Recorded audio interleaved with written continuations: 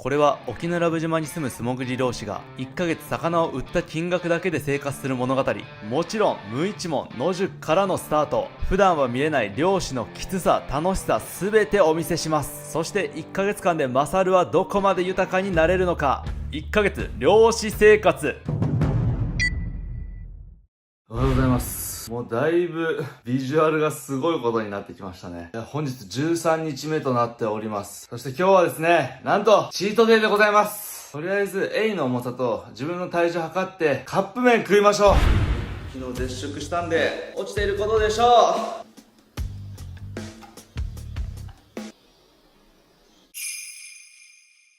71。完全に停滞してますね。なんでな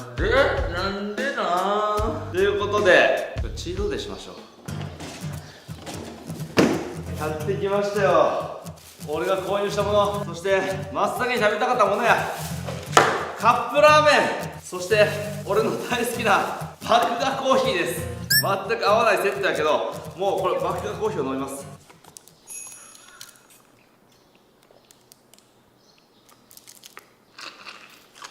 うまっ。よし。少し元気が出てきた気がする。カップ麺いこう。カップ麺。西井さん、ぜひ企業案件ください。うわうわやばい。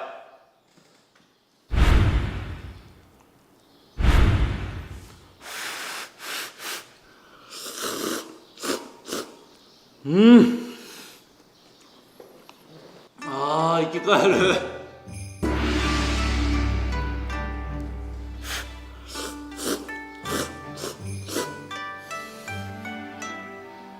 うまっ。めっちゃうまいんだけど食べるのが遅すぎたな。もうあまりにもエネルギーがなくてうまいのに箸を進める記録が起こらない。この動作がつらい。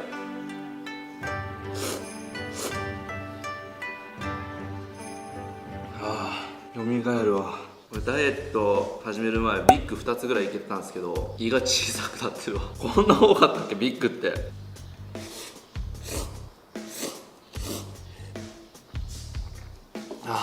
いや食い切れたわ全然。ごちそうさまでした。これで回復してエイパーティーや食べるのにも消化するにもエネルギーがいる。そのエネルギーすら今俺はない。エイパーティー参加しますか？はい。みんなでエイパーティーや。計量していきましょう。その前にね、ちょっとさすがに危ないんでこれで焦げをね取りましょう。さて氷は溶けていないか。よし。わ、ギリ溶けてる。まだ冷たいわ。よいしょ。でけえな。じゃとりあえず水抜きましょう。じゃあ尻尾のここにねトゲがあるんですけど、この毒針を取っていきましょう。これ3本とも毒針なのかな。簡単に取れるわ。これ2本。こいつ勝て。で4本。これなんか毒針っぽくないけどね。なんかトゲが全然ない。これが一番わかんねえ。よいしょ。毒がないこいつならもう別にそんなに怖くないよ。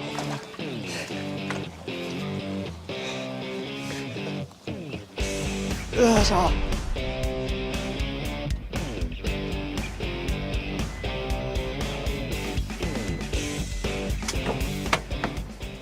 さて何キロありますかね。これでかい魚はクレーンで測っていきます。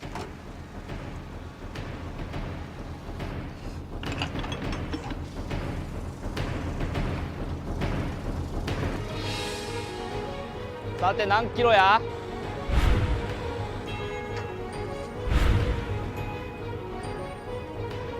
15だな。でかっ。ということでこれでいろんなものが買えますね。そして本日はチートデイですのでマダラトビを使いましていろんな料理ね作っていこうと思います。めちゃくちゃ楽しみですね。これがどんな味なんやろ。はい、ということで計量を終えて戻ってきたんですけども、なんとですね55キロありましたね。びっくりです。なんか海の中で見た感じだと10キロぐらいかなと思って着いたんですけど55キロありましたね。びっくりしたもん。着いたらブワーって引っ張られていって、もう人間の力なんて全く勝てない。本気で俺も引っ張っって俺が勝とうって思ったんだけど、もうバナナボートに引っ張られてるみたいな感じで、めちゃめちゃパワーありましたね。で、よく回収できたなと思いました。陸に上げるまでがね、本当に大変でしたね。今回ね、ルールにのっとり 1kg 500円ということで、27,500円獲得しました。昨日までの12日間ね、もうえげつない食生活をしてました。ということで、本日はまたら飛びエイパーティーをしましょう。やるぞーということで、ちなみにですね、マダラトビエイ、マンタと結構似てるんですけど、マンタとはね、全く別の種類です。マンタはね、僕、16、7年海も打ってますけど、まだ1回しか見たことない。そんぐらいマンタって出会えない魚種なんですけども、このマダラトビエイはね、なんかたくさんいます。3回潜ったら1回出会えるか、出会えないかぐらい。そんぐらいの感じでますね。で、食べ方とかいろいろ調べてみたんですけども、今のところね、食べてネット記事にしっかり載せてる人がいなかったんで、今回どんな味なのかというところでね、楽しみですね。じゃあまずですね、早速観察からしていきましょうか。はい、こちらが全体像となっております。どんな形をしてますかと言いますと、もうこのでっかいヒレでですね、鳥みたいにね、海の中層をね、泳いでまして、模様がね、この点々があることからマダラトビエイと呼ばれてますね。そして、顔どういう構造なんやというところなんですけども、これね、ちょっと締めようとしたんですけど、ここがね、空洞になってるんですよ。脳の場所が分かりませんでした。これはちょっと僕が刺してしまった傷なんですけど、ごめんね、すぐ締められなくて。申し訳ないんですけど。で、ここが噴水口って言って、水が出入りするところですね。エイってね、この裏側にね、エラの穴があるんですけども、砂の上にいたらさ、下から水を取り込めないじゃん。だからね、この上の方についてるんですね。でもこのエイに関しては別に上についてる意味はないと思うんですけど、そしてですね、意外と分厚いです。これ、俺の手よりもね、全然分厚いですね。そして目がね、結構不気味なんですよ。サメみたいな目をしてますね。サメの仲間はね、まぶたを閉じれるのが多いんですけど、このエイはまぶたなさそうですね。で、あとはね、この鼻がね、可愛いですよね。めちゃめちゃ可愛い。これ食べてみましょう。どんな味がするんやろ。おそらくね、ここら辺にね、ロレンチーニ器官って言って、サメと同じようなね、器官があると思うんで、おそらくね、ドロッドロな感じの器官が入ってるんじゃないかなと思うんですけど、とりあえずね、後で見てみましょう。で、あとはね、尾びれがね、長いのが特徴的ですね。長さはね、どんぐらいだろう。2メーターぐらいありますね。めっちゃ長い。で、ここにですね、毒針がついてたんですけども、これ4本ついてましたね。これ危険なんでね、一旦外しております。はい、という感じでですね、まだまだ話したいことね、たくさんあるんですけども、とりあえずね、これ重すぎてひっくり返せないんで、一旦ヒレをね、外して、そこからまた説明しながらね、さばいていこうと思います。まずはね、このヒレをさばいていきましょう。これがね、どうなんやろうな。本当にわからん。味がね、想像つかなさすぎますね。エイはね、今のところ、島のマダラエイとオナガエイっていう、両方ともね、クソでかいエイなんですけど、この2つは食べたことあるんですけど、オナガエイはそんな美味しくなくて、マダラエイはめちゃめちゃ美味しかった。このエイはどうなんやろうね。とりあえずさばいていきましょう。ちなみにエイは軟骨魚類なんで、かなり骨はね、柔らかいはずです。とはいえ、このサイズになると立てるかどうか、微妙なところですね。結構硬そうです。あ、いけるな。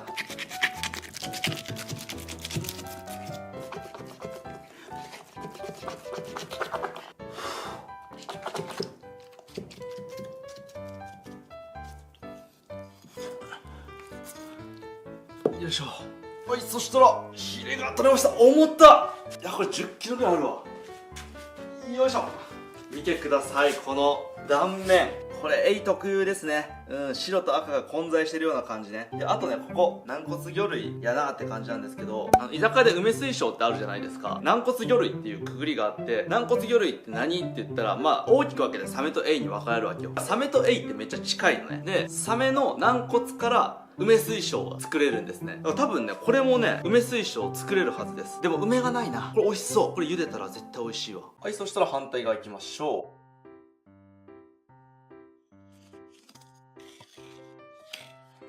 ちょっと硬いとこか。ちょっと内臓の方行ってしまったな。さっきベスポジだったな。柔らかい部分と硬い部分のね、差が激しいんですよね。しっかりしたところに包丁入れないと通んないですね。多分この動画はね、漁師生活じゃなくて初見で見てる人も多いはずだから、初見で見てる人が多いと思って細かく話していきますね。よいしょ。おい、2つ目のヒレが取れました。やばい。これ、波のマッサージ気持ちいい。なんか。やばい。うわ、やばいやばいやばいやばい。めっちゃいい。なになになにかわいい。うわ、やばい。うわ、ここだけ買いたいな。うわ、かわいい。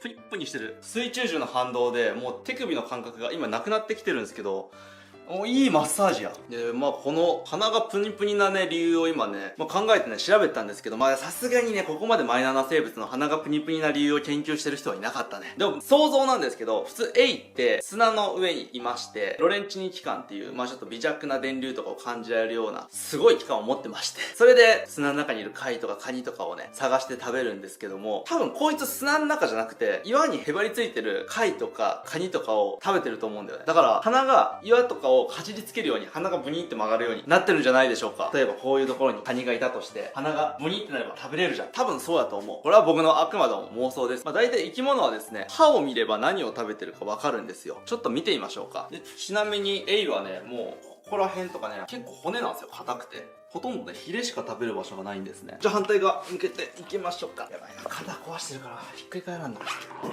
いしょ。はい、こちらが裏側ですね。ここ口ですね。で、この変なブツブツがあるの。ちょっと集合体恐怖症の人にとってはなかなか衝撃の映像になるんですけど、歯がね、これ、歯がこんな感じ。わかるかな？これめっちゃ硬いのよ。これね、普通に人間の歯と同じぐらい硬いですね。こういう歯をしてる生物は、ここでね、貝とかカニとか、まあ、硬いものをですね、噛みつぶす用の歯ですね。ちょっと伝わりづらそうなんで、もう一サンプル持ってきました。これがね、昔俺が作ったネズミフグの剥製なんですけど、この魚も同じくね、歯がすごいね、硬いんですよ。めちゃくちゃ硬くて。で、これ、カニだったりとか、貝とかをバリバリ噛み砕いて食べるんですけど、こいつがこれですよ。まあ、言うても指2本分ぐらいじゃないですか。差がすごいと思う。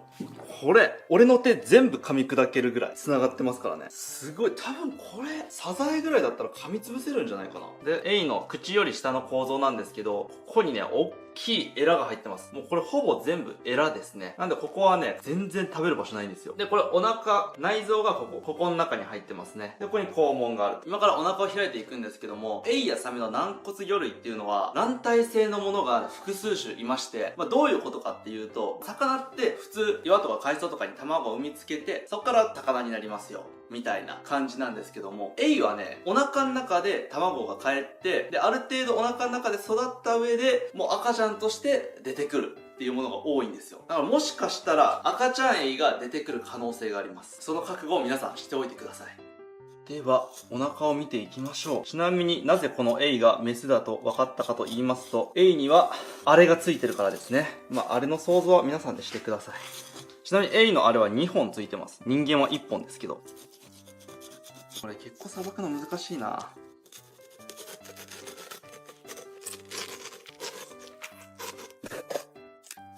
おお、肝臓がでかいですね。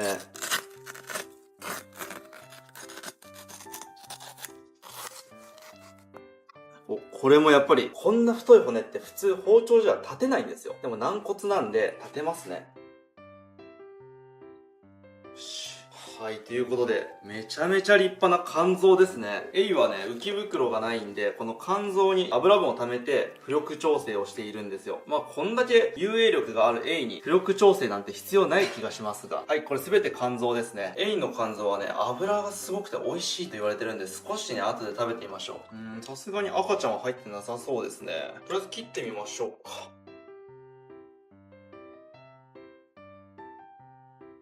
胃からは何やらよくわからないものを食べてますね。貝っぽいですけどね、巻き貝の足って感じ。わかんないですね。これは何でしょう？なんか入ってる気がする。これは公開できないかもな。公開できないですね。そしたら、この鼻もね、食べてみたいんで、鼻も切ってみましょう。うわー、やっぱロレンチン器官だな。あ、身もあるぞ。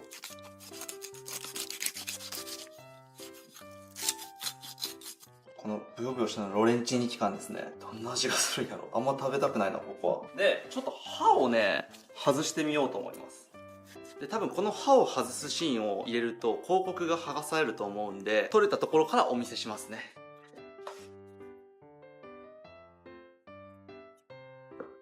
ここ見てください。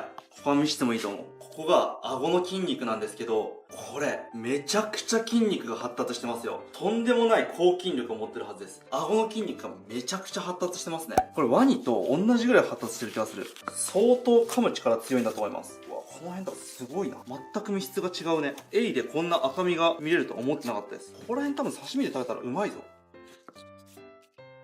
いいね。軟骨とはいえ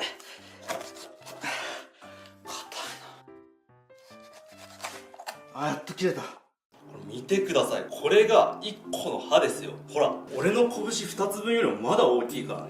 めっちゃしかも硬い。もうこれ音でわかるわね。しかも分厚いの。ここまである。ほら。これはすごいな。あらゆる貝をひねり潰せるんじゃないか。で、こういう部分はね、軟骨じゃないですね。完全に石灰質です。このね、顎をつないでる骨はね、軟骨なんですけど、ここは軟骨じゃない。茹でてもなくなんないはず。茹でるとね、この軟骨ね、柔らかくなっちゃうんですよ。これね、もう、まさか個人的に剥製にします。これはすごいわ。はい、そしたらね、調理折り返し地点といったところなんですけども、このタイミングで米を炊いておきましょう。飯盒。そして3日目ぐらいに買った米。今日はチートデイですから。前回結構硬かったからね、水多めでもいいかも。こんぐらいあってもいいんじゃないか。よし、OK。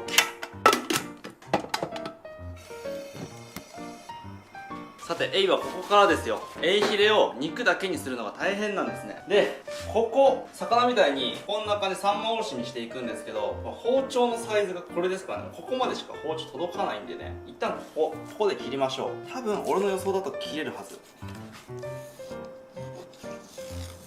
真ん中にね、骨が入ってるんですけど、そんな硬くないんでいけるはずです。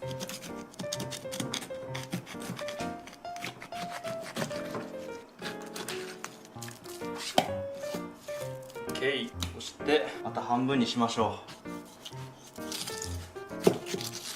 う。もうエイさばくのもね、1回目じゃないですからね、なるべく効率的にさばいていきます。もう半分ですね。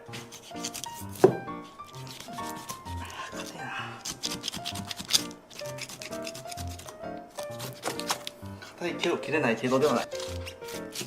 OK。 でこれがね、エイのね骨なんですけど、真ん中にねピーって骨が入ってるんですね。それを外していきます。はい、もう包丁切れなくなったんで、新しい包丁で。こういう巨大魚さばくときは包丁3本ぐらい必要ですね。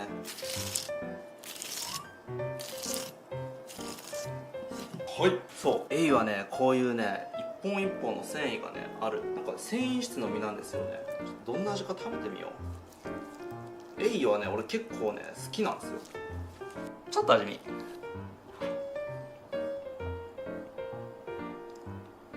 鶏胸肉の刺身みたい。でもちょっとアクがあるな。これ水分抜けば鶏胸肉の刺身ですよ。完全に酒のあてとしてちょうどいいですね。もう食感も味もほぼ一緒な感じ。こ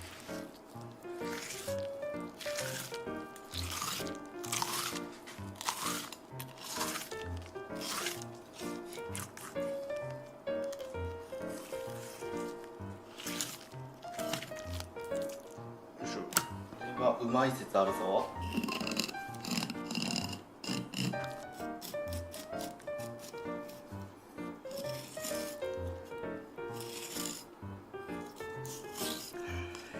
薄いところがね、さばくの難しいんですよ。この薄いところらへんだったら、もしかしたらこの辺もね揚げれば食えるかもね。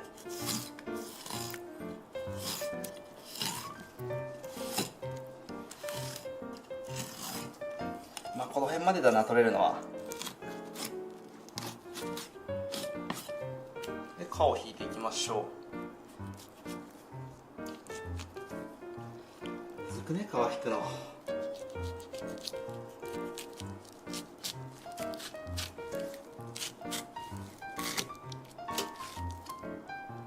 うわー、でも結構ちょっと血っぽさがすごいな。まあ、でも干物にしてみるか、おもろいから。まあ、物は試しですからね。せっかくなんでいろんな料理をしましょう。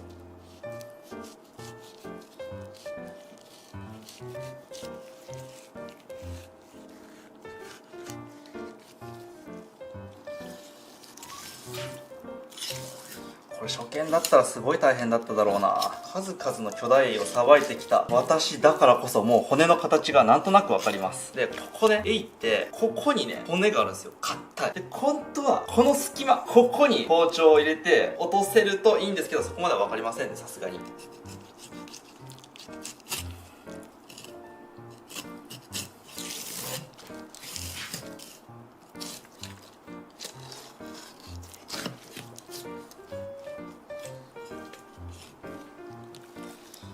さすがに企画13日目で疲れが出てきました。というわけで全く喋らないので早送りにします。ちなみにですね、エイとかサメの肉って臭いみたいなイメージがね、ついてると思うんですけども、これはですね、実際のところ違います。エイとかサメって、筋肉内に結構な量の尿素が含まれてて、取れた瞬間に尿素なんですよ。で尿素が分解されてアンモニアになると臭くなるっていう。取れたてだとね、臭くないし、アンモニアって揮発性で水溶性の物質やっていうことでね、俺アンモニアはね、食べる方法をね、いろいろ考えたんですよ。薄く切って茹でたりすると、だいぶアンモニア飛んで食べやすくなります。アンモニアがきつい料理を食べることあんまないと思うんで、あんまり参考にならないと思うんですけど、何も匂いしないよね。マジで無臭。魚の匂いすらしないぐらい。ちなみに尿素は匂いありません。い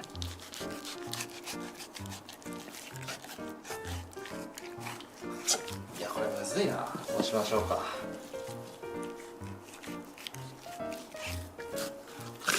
いや、にしてもでかいな。やばい、エイをさばくのがどんどん上手くなっていく。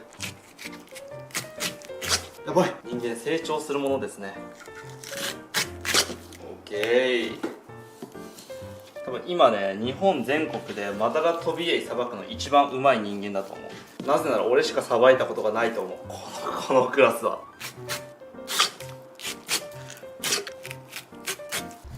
いやー、これ本当にきつかったですね。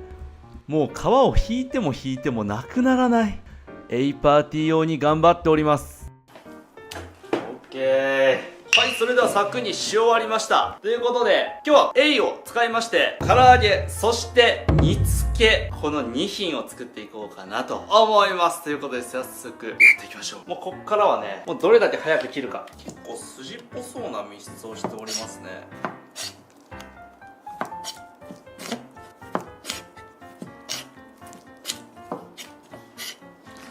ドンと。今日はみんなでエイパーティーや撮影メンバーみんなで。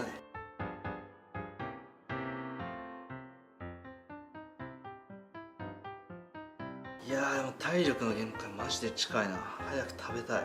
エイはこの巨大魚シリーズにしてはさばきやすい方ですね。骨が少ないですから、なんせ。あと鱗がない。これが一番ね、重要。鱗剥がす作業が魚一番大変ですから。よし。本日はね、エイをね、美味しく食べるためにこちらの調味料購入してきました。醤油少々ではありません、大量です。料理酒、にんにく、生姜、これ混ぜていきましょう。この中につけていきます。これはね、結構味濃いめに作ってるんで、こんだけにしときましょう。どうやろうな。オッケー。はい、そしたら塩コショウ味も作ります。塩コショウも買いました。オッケー。そして煮付けも作っていきます。もうね、いつもだったら霜降りとかしてますが、今日はそんなことしません。で、肝、これ見てください。油が浮き出てますね。肝油です。美味しそうじゃない？意外と。これを切って煮付けていきましょう。はい、そしたらここに水、生姜、三温糖、セット。で、煮つけてる間に片栗粉、もう時短です。一気にやっていきます。こいつを混ぜ合わせていきます。もう全部いっちゃえ。全部いっちゃえ。全部や。今日は豪快料理です。あ、でもうまそうやん。めっちゃうまそう。そして本日チートデイということで、最初の方に作ったこちら、ニセゴイシウツボの干物です。これも唐揚げにしていきます。そうこうしてる間にアクが忙しいぞ。今日はアクはちゃんと取りましょう。よし、忙しい忙しい。一気にいろんな方向で進んでおります。買ってよし、もったいないんで今日はこんぐらいにしておきましょう。で、こいつらは水で戻さなきゃいけないんだよな。これ水で戻していきます。さすがに硬すぎますからね。水で戻して最後に揚げましょう。はい、それでは油を入れていきましょう。本当はねルールにのっとってあっちの家でね唐揚げとか作ろうかなと思ってたんですけども、もう無理、疲労的に無理。ここでやります。うわ、ドブ汁みたいになってる。あ、ドブ汁ってあんこうのドブ汁ですよ。あー、やばい。3料理同時進行することなんでなかなかありません。今回はもう同時進行でやっております。ここよ、ここ。この立派な顎の筋肉ですね。これはね絶対に刺身がうまい。もう俺の野生の勘がそう言ってる。うわ、うまそうやな。ここはやっぱちょっと筋が強いね。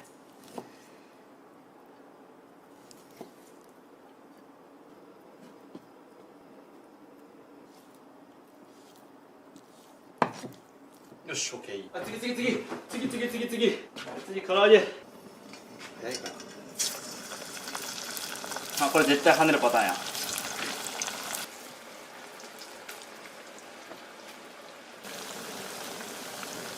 煮つけ、最後醤油を入れていきましょう。これ味噌汁とかでも美味しそうやったな。砂糖入れなかったら味噌汁にしてもよかったな。オッケーと言ってる間に唐揚げが完成しつつある。ぐちゃぐちゃしてる。うまく揚げられてない。よし。あー、久しぶりの唐揚げや。うわー、うまそう。死ぬ。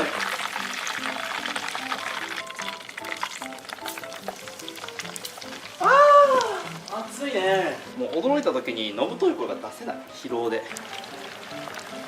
ちょっと味見しようかな。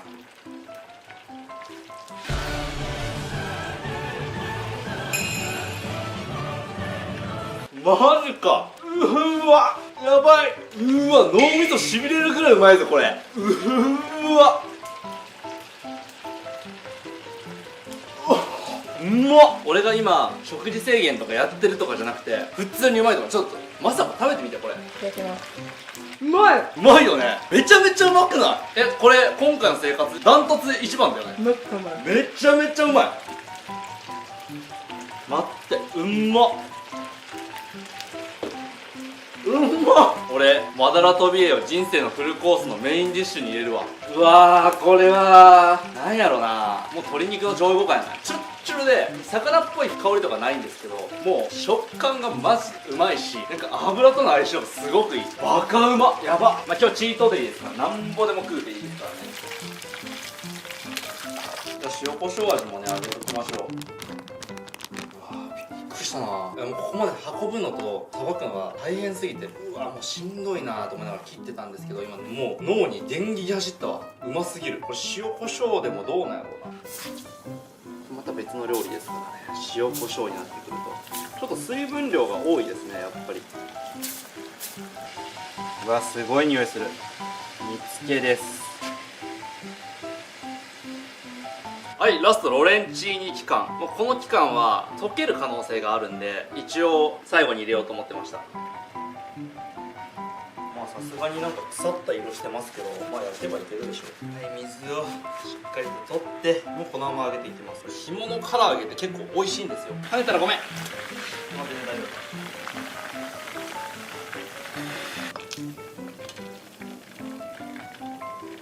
夫。壺から腐った匂いがする。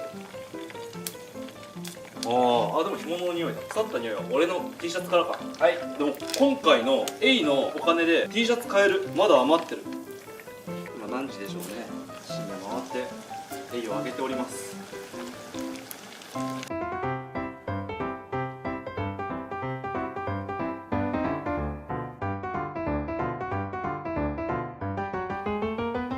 はい、それでは完成しました。いただきます。ちょっとご飯が炊けてるかどうかが気になりますね。焼いてみましょう。お完璧に近い。そして本日チートデー、そして27,500円入ったということで、エイパーティーをここに開催します。祝杯の酒、皆さん乾杯しましょう。乾杯。うわ、久しぶりや。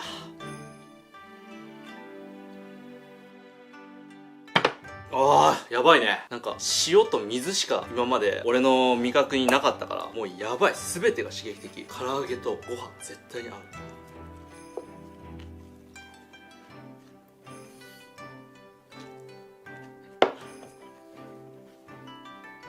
うまっ。うわ、めっちゃめちゃうまい。ちょっと塩コショウ味も食べてみましょう。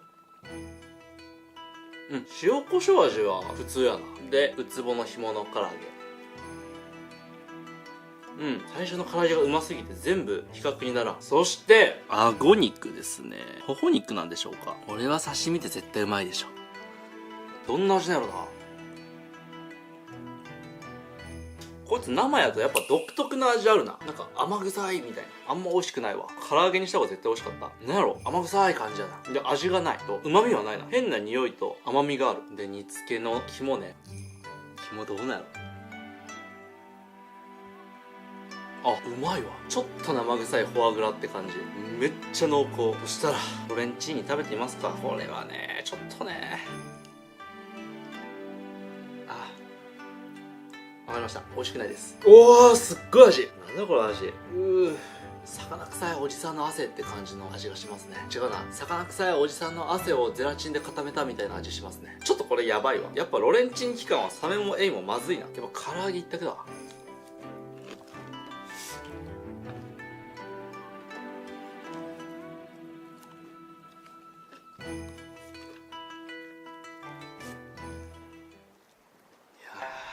なんか本当に今回マダラトビエイっていう全く想像できない生物に対してどんな味なんやろうと思ってたんですけど、これ唐揚げ抜群にうまいっすね。なんやろうな、そのシチュエーションはもちろんあるよ。なんでしょうね、その高級なさ寿司屋とか行ってその時にスッと出された唐揚げ、こんなんは上品じゃないとさ、なんやこれってなるんですけど、そんなんじゃない。朝6時からね12時ぐらいまで部活やって、もう汗かいてだらったら早くご飯食いたい。その瞬間ガツンときたものが食いたい。その時に来たら一番うまい。インパクトのあるっていうかな、上品っていうよりは豪快な味。今俺が欲してた味ですね。